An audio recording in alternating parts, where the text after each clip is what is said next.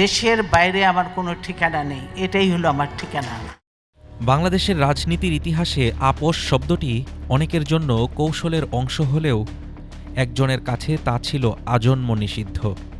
তিনি আর কেউ নন, বেগম খালেদা জিয়া। 4 দশকের রাজনৈতিক জীবনে জেল, জুলুম আর একাকিত্ব সয়েছেন, কিন্তু ক্ষমতার সমীকরণে কখনো মাথা নত করেননি। আর এই একগুঁয়ে দেশপ্রেমী তাকে দিয়েছে আপোষহীন নেত্রীর মুকুট।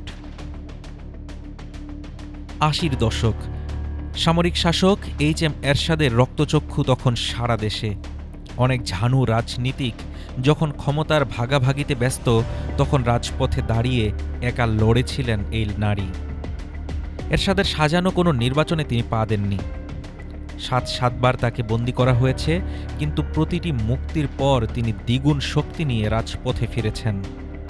তার সেই এক দফা দাবি, স্বৈরাচারের পতন, শেষ পর্যন্ত গণতন্ত্রকে ফিরিয়ে এনেছিল।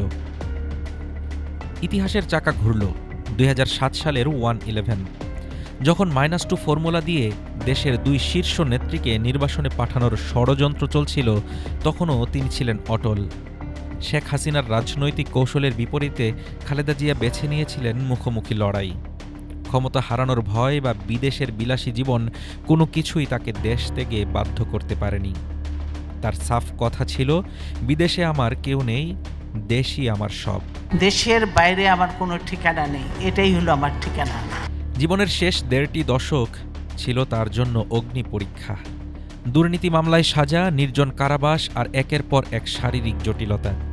রাজনৈতিক প্রতিপক্ষ শেখ হাসিনার সরকারের অধীনে যখন তার জীবন সংকটাপন্ন, তখন তিনি পেরোলে মুক্তি বা শর্তযুক্ত কোনো আপোষের পথে হাঁটেননি।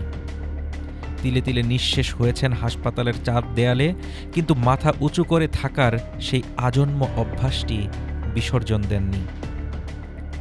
এরশাদ থেকে হাসিনা, যুগের পরিবর্তন হয়েছে, শাসকের পরিবর্তন হয়েছে, কিন্তু বদলায়নি খালেদা জিয়ার সেই আপোষহীন সত্তা। তিনি প্রমাণ করেছেন, রাজনীতি মানে কেবল ক্ষমতায় যাওয়া নয়, রাজনীতি মানে আদর্শের উপর পাহাড়ের মতো অটল থাকা। আজ তার প্রয়াণে বাংলাদেশ হারালো এমন এক নেত্রীকে, যার অভাব হয়তো পূরণ হবে না কোনোদিন। Desk report, Dhaka today.